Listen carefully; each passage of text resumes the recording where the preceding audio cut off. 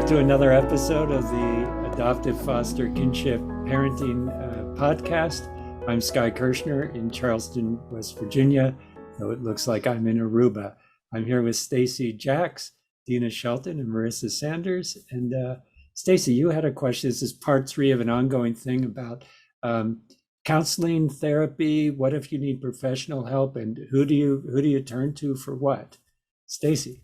And Dina triggered something for me when she said, you have to be the rational one. Sometimes it's hard to remember that you're the grown-up in the room. And I want to talk a little bit about that skills that parents can use to stay the grown-up in the room and to stay the one who's not going off, who's not going to be triggered, who's not going to. And part of that, I honestly believe, is the parent getting their own share of therapy, which is not something we've discussed here, but I have a therapist. I find them very helpful. I feel no stigma in saying that whatsoever. I think that in order to successfully parent, I need to be well balanced, and I need to have somebody I can bounce ideas off of. But I'd like to see what tricks and techniques you guys have for when your kids are spiraling out of control. What can you do to stay calm and be helpful versus just getting caught up in the spiral? Yeah, and before we go into that, if you have a therapist or you've had one, raise your hand. Okay, yeah, 4 out of 4. Okay, so we all recognize that we need helpful people in our lives, and so go ahead, Dina. Well, and I think that a counselor or therapist plays an important role in this, but one of the most integral pieces of being able to come to any relationship especially with our children, and that's no matter if they're biological, adoptive, foster, kinship, any of them.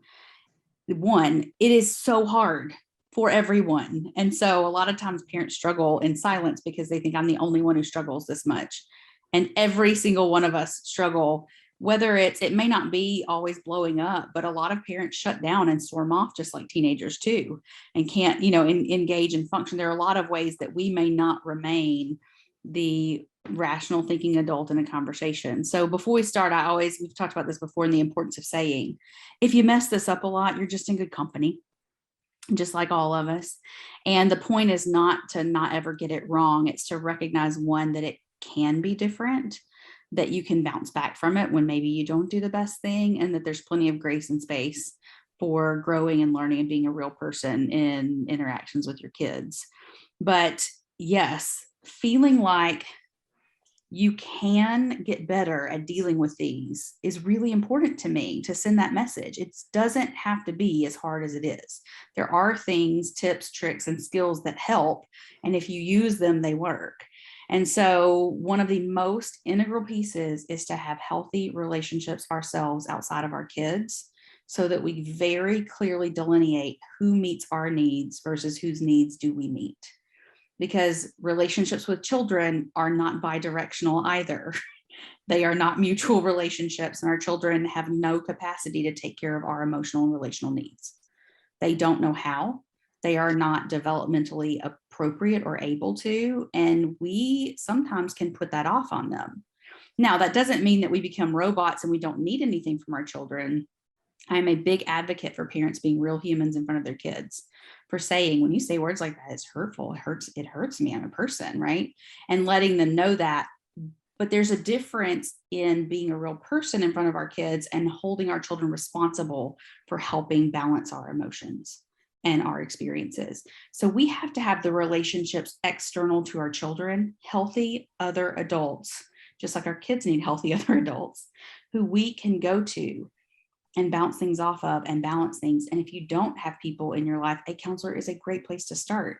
And when things are bigger than just friends and family or other relationships, seeking someone who's got some professional knowledge about it can be a really helpful supplement. And regularly, every couple years at least, just to maintain, if I've not needed to since then, because it is 100% required for me to maintain that edge in any sort of sensibility. In terms of practical skills, the proactive building of relationships is the number one thing that you can do to have healthy friends, healthy other people that you can say, this is what's going on. Tell me I'm not the only one, and tell me I'm not the only one that loses my mind about this kind of thing. It bothers me so much. It pushes my buttons, and for them to go, oh my gosh, yeah, but it'll pass. Give it about 6 months. People who are older than you who've done it, building relationships, you having a mentor, someone who's ahead of you in raising children to go, oh yeah, my bio kid did that. This is what it looked like. And then it sounds worse than what I'm going through. And it's like, oh, okay, well, that makes a lot of sense. I can believe that this can get better because you're a rational human now and you made it through something worse than I am. And so, it kind of anchors us. They get to counterbalance us too. And the second is literal skill building. And you can work on this. I highly encourage working on this as a counselor. And skill building goes into some vulnerability where you say, this is the thing that I keep seeing happen, or these are the types of things that happen, and this is how I respond. Somebody help me map this out of how to respond differently. And you can go in and work with a counselor or maybe a pastor or a trusted older adult who's been through all this and say, what types of things how do you do this that looks different? And become a very curious learner. That if I'm hitting a wall on something, I can get really curious and go, how do other people do this? Because it doesn't seem like everybody else is completely falling apart over this all the time. So what's happening different for them than it is for me? And can I capture some of that? Yeah. And even just that hope helps. There's more information I probably don't have. Yeah. Yep. There's so much available these days too. You had mentioned a couple episodes ago about, the times we live in and the research that's being done about the brain and about emotions. Marissa was interested in, the different schools of therapy. And one would be this thing called dialectic behavior therapy, DBT. And there are some wonderful workbooks that you can get, and you could have a book study with other folks. You could, they're partial journaling. And DBT is just as an example of one of these skill building offerings. There's a piece that has to do with mindfulness. There's a piece that has to do with, in understanding yourself and how to calm yourself down when you get dysregulated. There's a piece that has to do with relationships and communication. It's very well thought out. It's a wonderful, and you could take it like a course. We've got groups here in Charleston, DBT groups that, every quarter, it's for the one quarter, we're doing mindfulness and just relaxation and how to chill out when we're getting, dysregulated, starting to lose it. There's so much available online, and also live, and also through books. Stacey, I think, and I really like what Dean is saying about, you've got to put your own oxygen mask on first before you put the kids on. Just that whole self-care piece versus self-neglect. We're dealing with kids who have experienced neglect, probable trauma as well. It's not going to help if we're neglecting ourselves. So if I'm more irritable, if I'm more in danger of losing it, it's probably because I've been neglecting myself in some way. I'm not either, I'm not watching when I'm eating. I'm not getting enough sleep. For me, that's a big one. I'm not taking care of my relationships or exercising, all those things that reduce adrenaline in my system. The other part of that, Stacey, I think, because I love what Dina says about expectations. It would probably be a mistake to think you're never going to lose it, right? And so for me, how do I repair after losing it? How do we talk about what happened when I yelled, at somebody, and I don't normally do that. And when I make that repair, can I include in it, here are the steps I'm going to take to make sure that I don't keep doing this? Because I think that that's one of the things that our kids who we're trying to connect with have not experienced. They've been yelled at, but let's say, there's that domestic violence cycle of, the blow up and the violence, and then there's this period of remorse. But the period of remorse isn't really a repair. It's just I feel guilty about what I did. and I'm never going to do it again, so it's with or without a solemn promise. But I keep doing it again because I'm not taking the steps to do something different. So to be able to say to a kid, I really don't like how I was last night, and here's what I'm planning on doing so that I don't do that again. And I haven't, I yeah, didn't go mean to ahead. interrupt you, but I haven't done it exactly like that, but I'm big on apologizing to my kids. When I screwed up, I am perfectly comfortable letting them know that I screwed up, that adults make mistakes too, and that adults should be held liable for their mistakes and need to have consequences the same as kids do. Not that the kids should be meting out the consequences, because that's a whole different Yeah, ballpark, but that there are consequences for adults, and adults should show contrition. So yeah, I apologize. And then what I like to do with my kids is sit down in a quiet place a day or two later and say, what could we both have done differently? Because neither one of us wants this to happen again. yeah. Coming from I, an alcoholic family system, that I grew up in as an only child, there was a lot of remorse. There were a lot of apologies, but they were just broken promises. It was empty because people, just fell right back into the system. So I wound up having a block around apologies. If somebody apologizes, it's like, yeah, it's like that doesn't draw me closer. It just kind of triggers me into, oh, here we go again. So that extra step, Stacy, of sitting down with folks and saying, what can we learn from this? How can we do it different? And that commitment to doing it different. Yeah, Dina. I think the sitting down part too, what you said at the very end, Stacy, about a few days later, I sit down with it. It's one of the most missed opportunities in families for repairing, because we talk about this all the time. And we teach counselors, we teach them that the rupture and repair process is part of the attachment and rapport process in counseling. That we maybe say something that pushes a button in a client that may or may not push buttons in other people, and they respond and say, you can give us, a negative response that tells us we hit something, and then we get to back up and go, wow, this is not how I want this to go. That's really interesting. What happened there? And let me lean into that rather than away. And by leaning into a negative response from someone else, we actually create a deeper intimacy, because people are seen and known not just for their good self, but for their loved self and their whole self, that they're valuable and worthy, even if they are reacting in a way that's not preferred. And what happens a lot of times is, even if we can do that and our minds are focused on that with our children, a couple days later, and I love the couple days, we've got space from it. We're not in the emotions anymore, and we're coming at it afterwards. And this sends the message, without ever saying it, that this is important enough, that it's important when the feels are not big. And even when we have that mapped out to do that with our kids, a lot of times we do not practice the self-care portion of doing that for ourselves. Of a couple of days later, after a really tough situation where we've been struggling and we felt all of our buttons getting pushed and we felt ourselves responding in ways that we've not wanted to respond, to stop and go, we're out of the emotions of that now. What's going on here? What's really happening? What needs to change for this to not be how I continue to do things? And to give ourselves the same care and space to stop, and the same level of attention on the things that are happening inside of us, not just between us and the other person. And it's that same process. It's just internal. And then we say, maybe I need to talk to somebody else. Maybe I need to read something. Maybe I just need to be more aware and realize this is a soft spot for me right now. And I need to ask for some proactive care from people who love me and care about me. But that same slowing down and giving attention when the emotions are lower, and we can do something about it.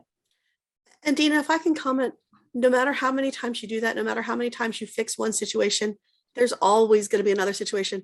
Marissa and I were talking about recently, I hope I'm not oversharing here, Marissa, but I'm my worst parent when I'm tired. I think everybody here would agree that we are our worst parent. We are at our worst when we are tired. For me, it's first thing in the morning. If my kids catch me unawares first thing in the morning, like they're brawling before I even get up, it doesn't work out well. And I know this, and I recognize this, and I have tried to deal with it. It's a rough time for me. But I think you also have to acknowledge that just because you've done it once and you've recognized it was wrong once doesn't mean it's absolutely never going to happen again. Mhm. There's Right. certain things that you can fix, but there's certain things that you just gradually, incrementally get better, and you may not even. It's like your kid being able to reach the tap. They don't go one day from like standing on a stool to they can reach it. It's a gradual, incremental growing, and that's how your reactions are as well. It isn't one sit down isn't going to make you go, "Oh, I feel better now. I am never going to react that way again." At least not for me. Maybe there are perfect people out there that work that way, but No, there are not people out there who work that way, but there are people who expect that they will. And I'll tell you that in and of itself, the lack of ourselves giving ourselves space to be human, to mess up and know that we can repair in the relationships that we have is probably one of the most damaging emotional places for people to be, because it drains us of our emotional and mental energy, and it renders us incapable of expending it anywhere else, because it's draining in the background on our expectation that we're going to be able to do this right all the time. And it costs a lot of energy to try and maintain that. and in terms of self-care, you can't have more than one thing in your life or more than two things in your life that require a lot of stress, if that makes sense. Like, I found out that I personally had to make some choices about where I worked in order to be a good parent, because I couldn't have two things as demanding as parenting and a highly demanding litigation job going at the same time, because it left me with no core that made me horrible at both. And you have to give yourself time and space to be yourself. Like right now I get a massage every week. It is a very important part of my week. It is self-care. I hang out with friends. I have an adult night once a week. These are things that we need. We talk about, like, therapists will say, have a date night with your kids. Well, have a date night with yourself, or your spouse, or, have a make sure you carve out that time. And when all your ends aren't fried is when you're going to be able to be your best parent, at least in my opinion. Yes, and every bit of culture fights back against pruning and pulling back and doing less and getting rid of things and looking at opportunity cost of what you can't have to have what you want and making those choices. And it's interesting because we see it across the board. It's kind of a cultural phenomenon right now that people just kind of have this sense of, well, I want to be able to do all the things that I want to do and it not to encumber my mental health. And I see students with this, and they'll come to us and say, this program is ridiculous. You're expecting too much from us. And we'll dig in, and they're trying to work full time, plus a part-time job, plus have a full family, plus be a full-time grad student and be in field work and be doing placement work all at the same time. But they're blaming program structure on the fact that they're overwhelmed and that they can't maintain it. And we say, you can't do all of those things probably and do them well. They say, oh no, I'm going to do them all together. It just should be easier. That's not how this works, right? But we act like that sometimes as parents too, of like, oh no, I'm going to do all the work and all the volunteering and all the service and all of the pouring out to my friends and all of the extra stuff and all the kids' extracurriculars and be at school for everything they need to be at school for and be a good parent. And I'm not giving any of that up. I'm not going to let myself off the hook for any of that.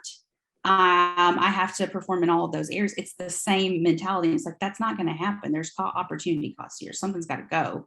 And it'll either be on purpose or it'll be by accident. And that's going to be even harder because usually it's something that you really wouldn't have wanted to drop the ball on, right?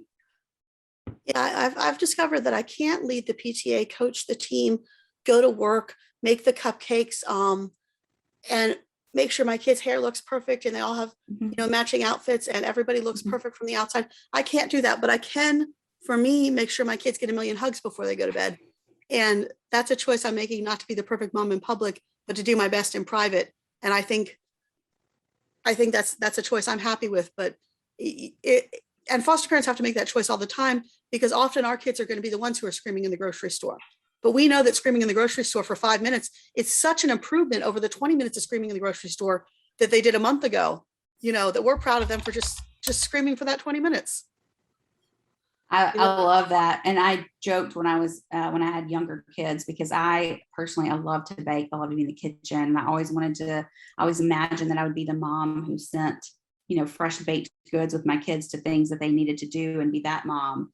And that was one of the areas when my kids were younger that I let go because I couldn't do all the things. And I jokingly told some friends, I said, one day I'm going to write a book called Sign Up for the Water Bottles. sign up to, and I would sign up to send the water or the drink, whatever the drinks were, because I could just buy them and send them to the school. And that was permission. Thing. Yeah.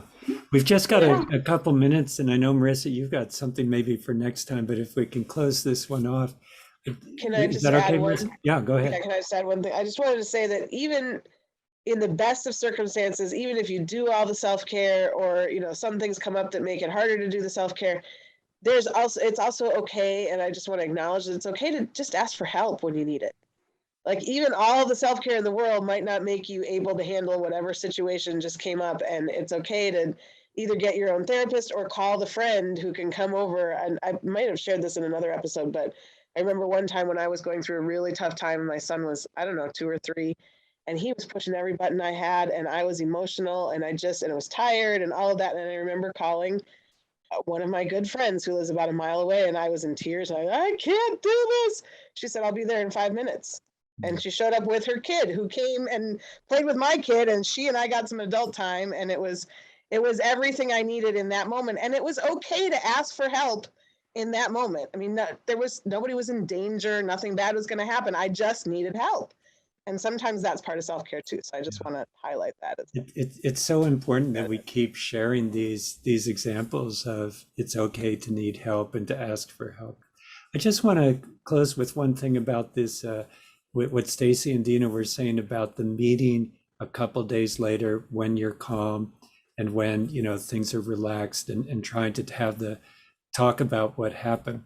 If you think about what counseling is, that's kind of what counseling is. It's like you have this scheduled appointment so that whatever hurt happened between the last time and this time, you go in, and that's what people usually end up talking about, right? They end up talking about what stands out in the week that was hard for me.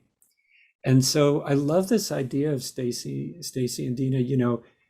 You could, as a family, and Stephen Covey in his beautiful book, 7 Habits of Highly Effective Families, talks about having a regularly scheduled family meeting.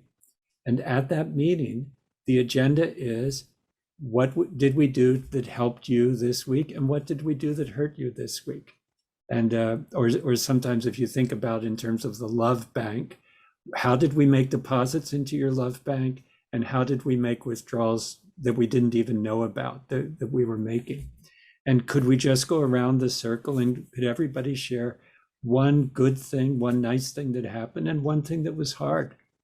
And that kind of scheduled meeting, I mean, if you just think about kind of how, if you have a regularly scheduled therapy session, what do you end up talking about? You probably end up talking about those hard things that happened that nobody knew about, right? But you confide in your counselor, and that standard question: did you talk to this person about the feelings that you're having towards them? Yeah, or the your feelings about what happened, and usually people say no. But we want to encourage going back and having those hard conversations. So Stacy, I love that idea of that couple days break, like Dina said, so when everything's calm, we can revisit it. We also have this idea you could have scheduled family meetings, and this would be the agenda. We call those dinner at my house. We call that dinner.